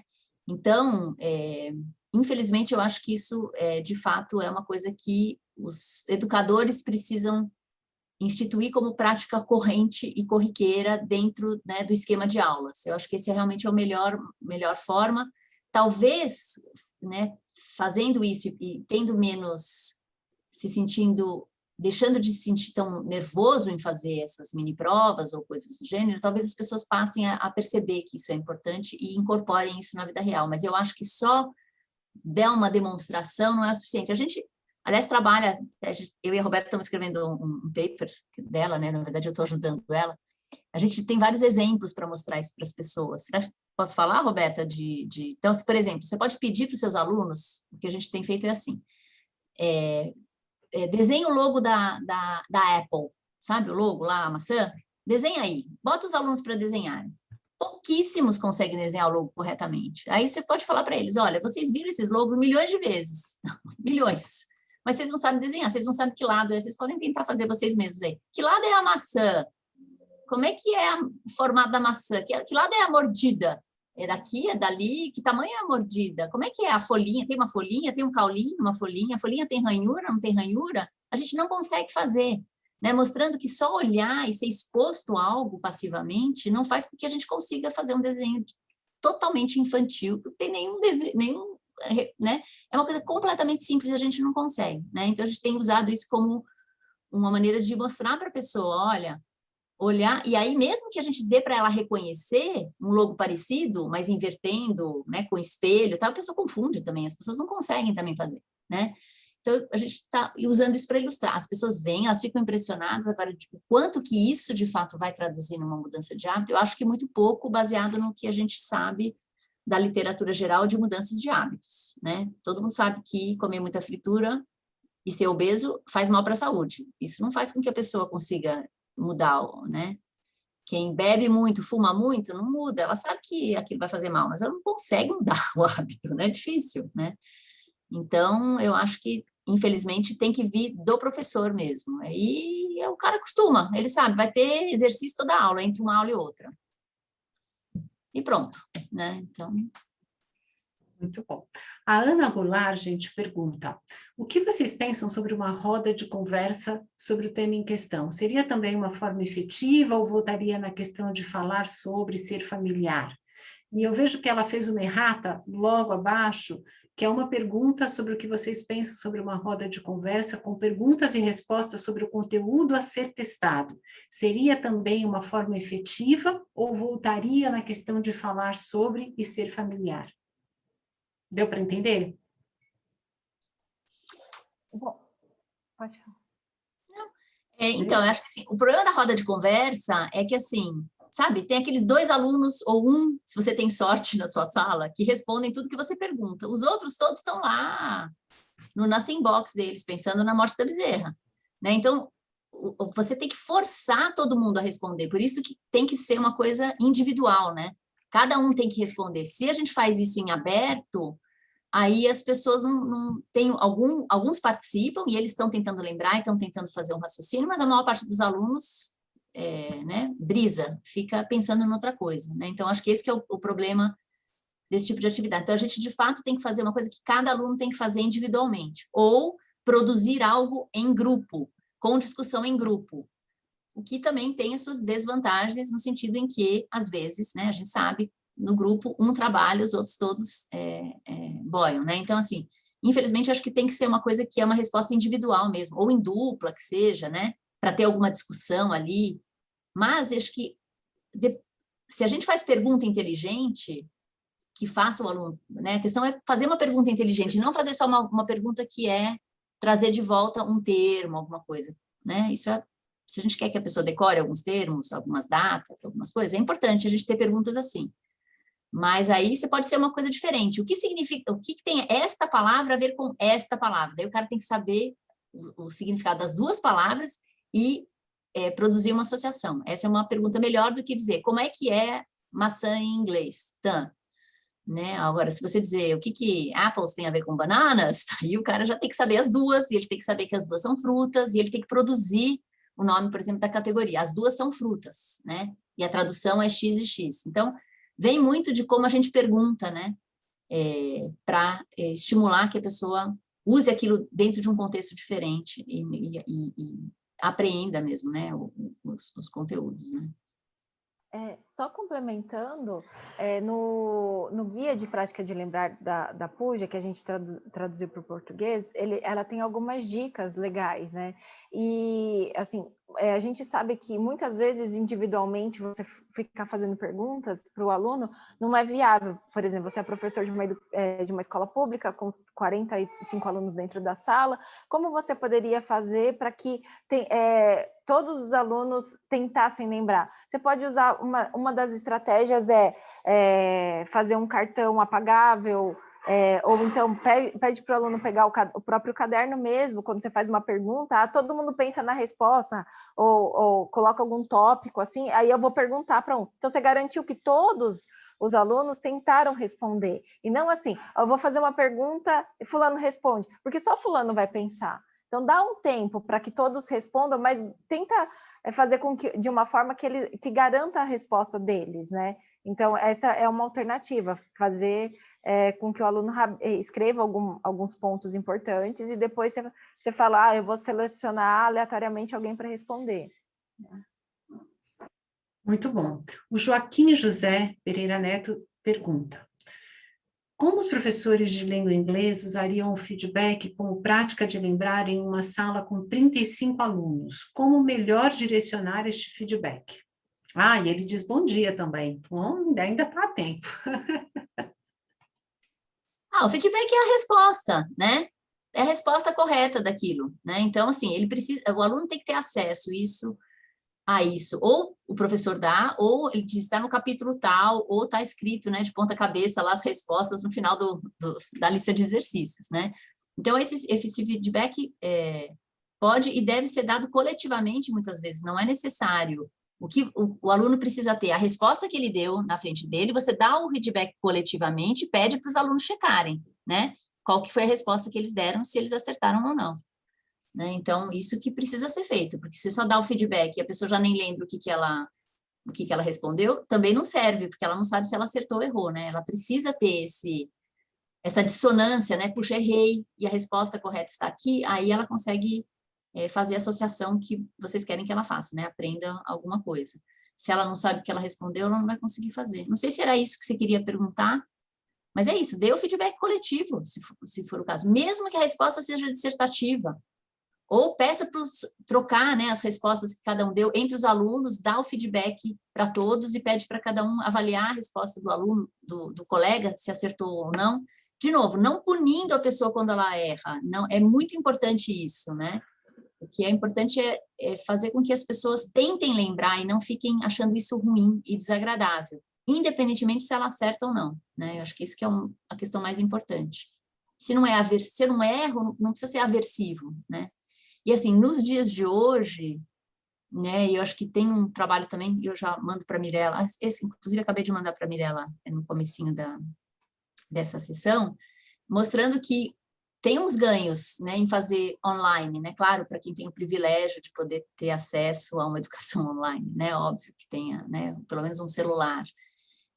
Dá para fazer quiz, né, dá para fazer esse tipo de coisa em toda a aula, eles estão percebendo que, na verdade, as pessoas não estão perdendo, né, elas estão ganhando, porque a gente acabou incorporando esse tipo de coisa, né, para não ficar tão chato, né, só aula expositiva, só aula síncrona, tem muita gente já incorporando, né, exercícios e tal, e isso está assegurando, na verdade, que as pessoas estão aprendendo tão bem quanto elas aprendiam antes, né, tem um estudo que saiu nos Estados Unidos, aí comparando a turma que fez um curso online com várias turmas anteriores e não tem perda, né, de aprendizagem, talvez por causa disso, e justamente eles concluem que é justamente por causa desses exercícios que a gente está dando para preencher um pouco de tempo, é que os alunos estão conseguindo manter, né, a eficiência, né, em aprendizagem.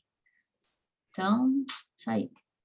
O Sami pergunta, e diz, eu uso muitos apps de repetição espaçada, como, por exemplo, o Memrise. Quando eu estudei mandarim, fui muito eficiente. Qual a opinião de vocês? Acho que você está fechada, Roberta. A gente não está te Legal. ouvindo. Muito bom, assim, desde que esses apps geralmente são flashcards virtuais, né? Desde que a pessoa realmente tenta lembrar do significado ou do vocabulário antes de virar, né? Perfeito. E agora tem uma da Helena. Que dicas vocês dariam para o professor conseguir realmente ser mais mediador? Porque gostei de ouvir que o professor tem que fazer menos, o aluno mais. Pois quando o aluno é mais ativo, ele aprende mais. Então, a pergunta é, como tornar o aluno ativo que ajude esta ativação do lembrar do seu próprio aprendizado?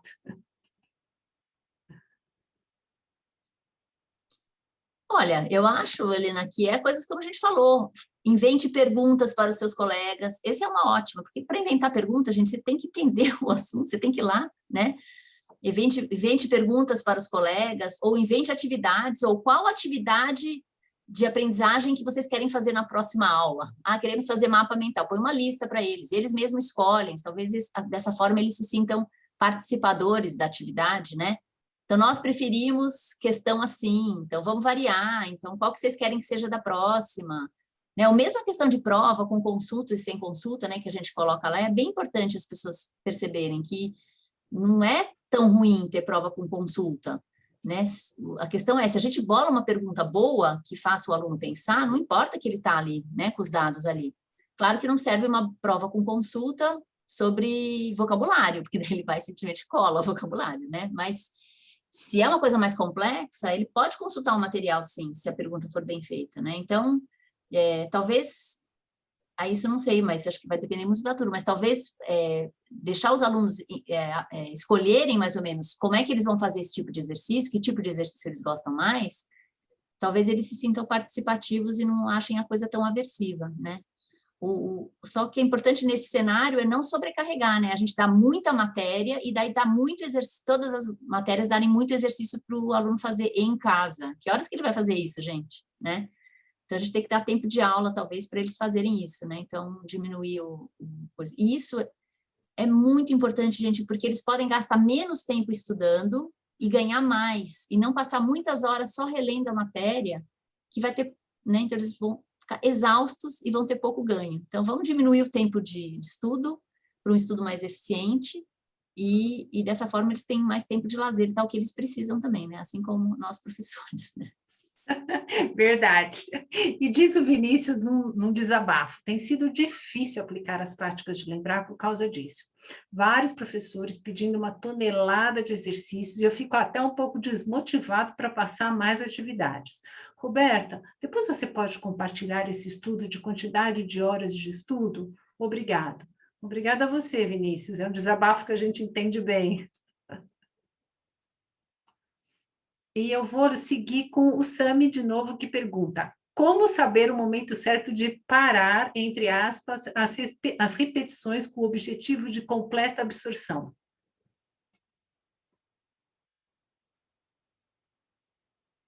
Então, o que eles falam, na verdade, assim, não é uma vez que você acertou, não abandona aquela questão.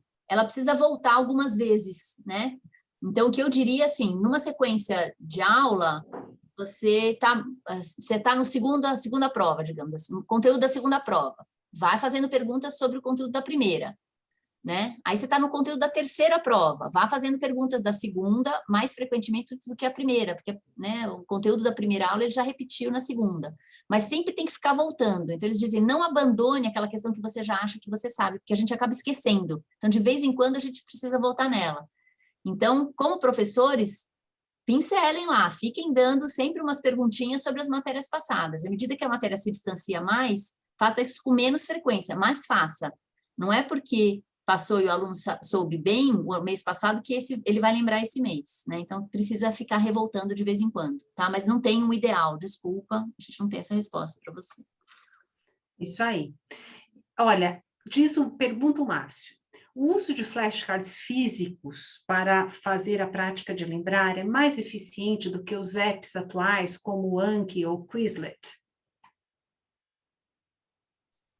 Nunca vi um estudo sobre isso, mas não tem vi nenhum motivo para acreditar que seria menos ou mais. É a mesma coisa.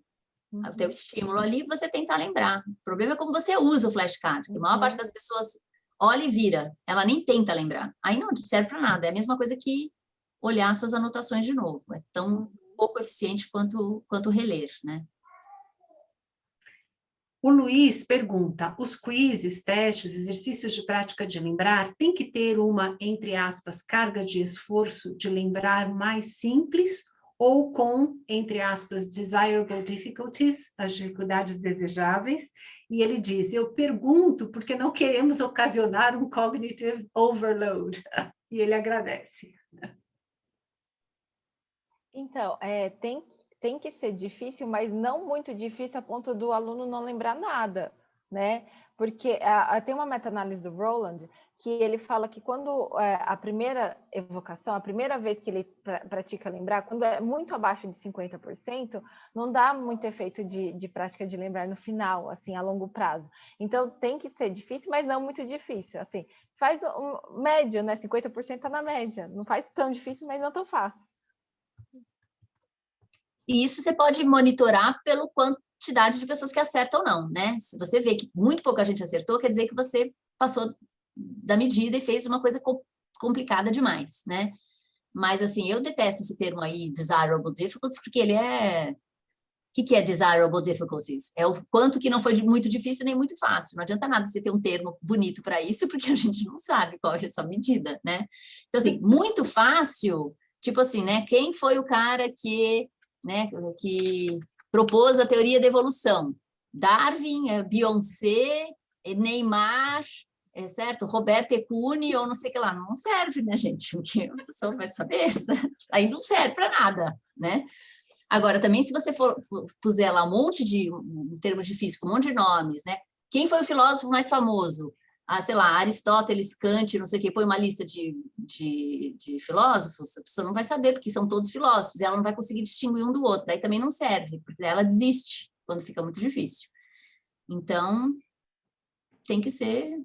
Como é que você sabe qual é difícil? Você só vai saber a posteriori em relação ao número de pessoas que acertou. Muita gente acertou, quer dizer que você está fazendo coisa muito fácil. Aumente a dificuldade, e vice-versa, né? Muito bom. Diz lá a Simone. Bom dia. A prática de lembrar, e ela se corrigiu depois, tem funcionalidade eficaz com as atividades lúdicas e de linguagem corporal, body language, uma vez que são adaptadas aos planos de aula?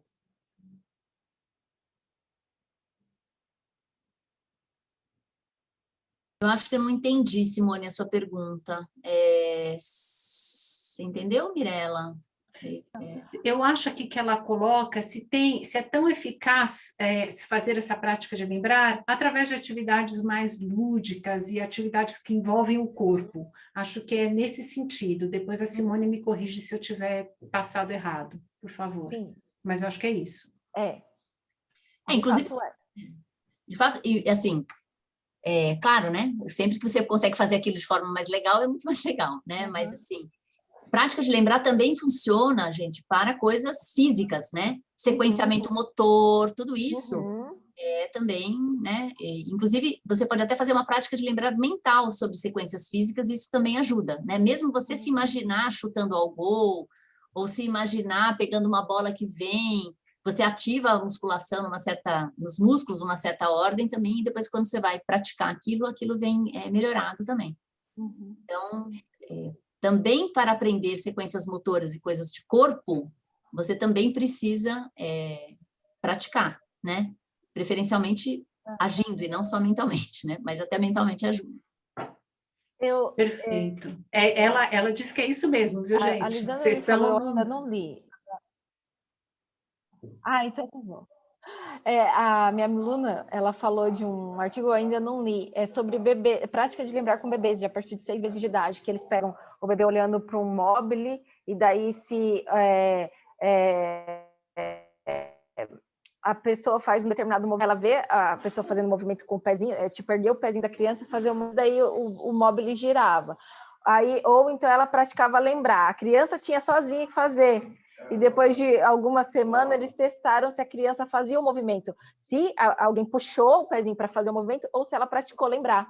E daí as crianças que fizeram prática de lembrar lembraram mais. Mas eu ainda não li, eu só li o resumo, eu achei incrível. Gente, com bebês, prática de lembrar funciona.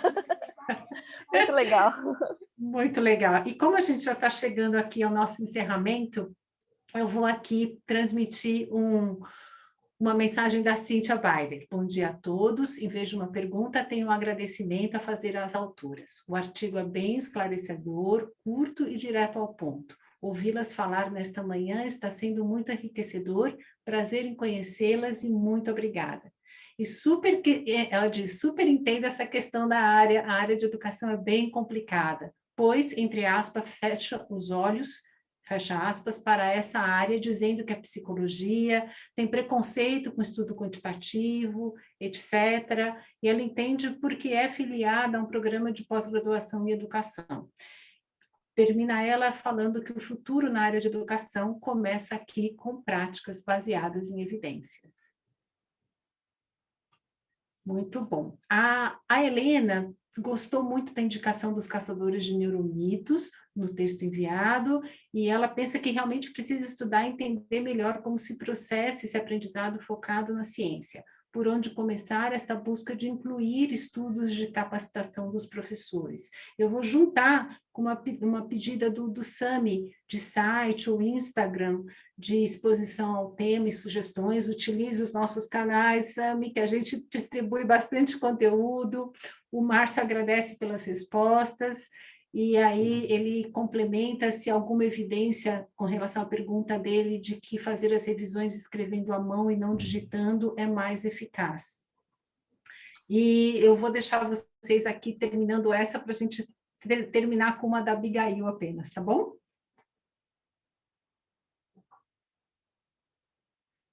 Acho que você está fechada, Roberta. Pode falar primeiro.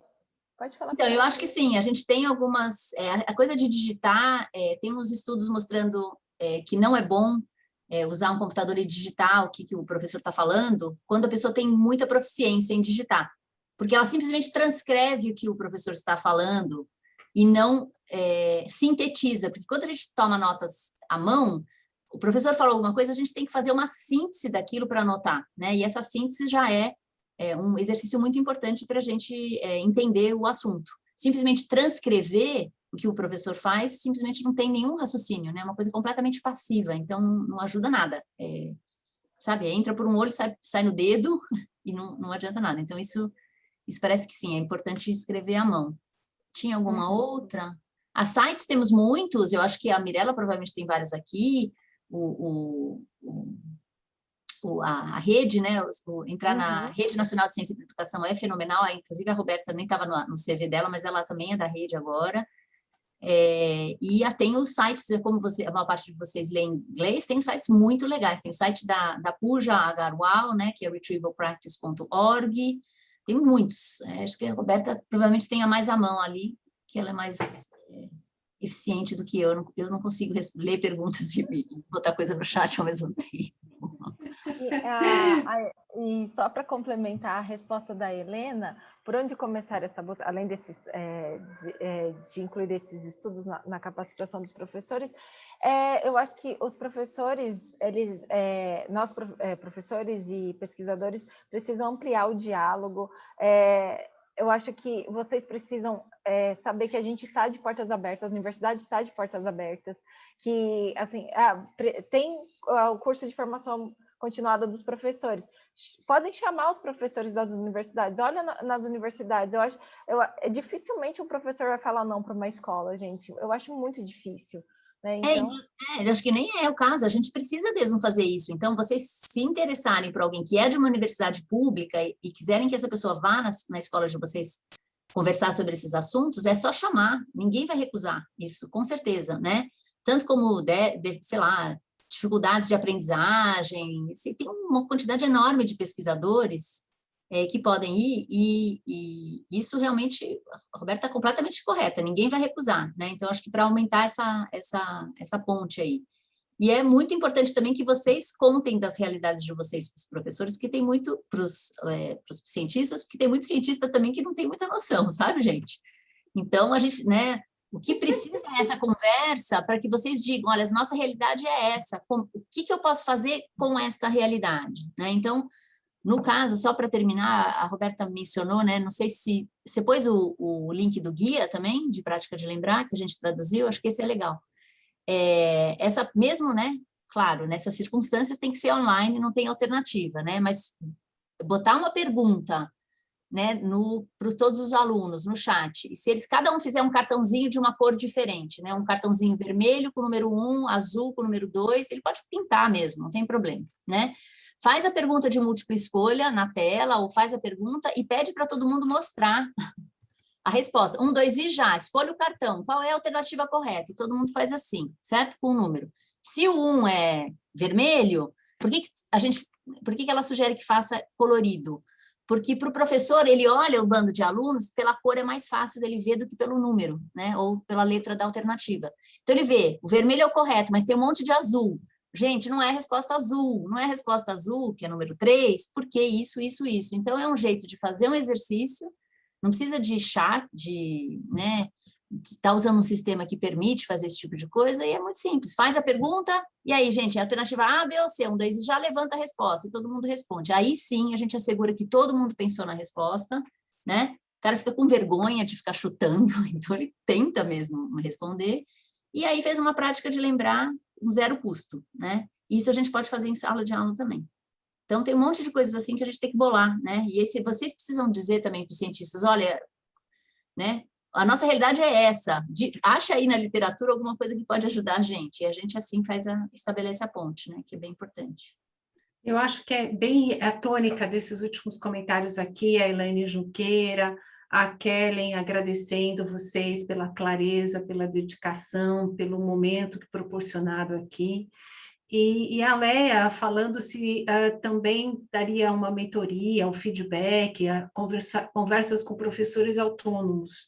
Que eu acho que é isso bem que você colocou, né, Sabine? Vocês estão abertas, pessoas sérias e universidades sérias estão abertas, gente. E é assim, é a gente ir lá e propiciar esse diálogo, desde que haja seriedade de ambos os lados e muito respeito.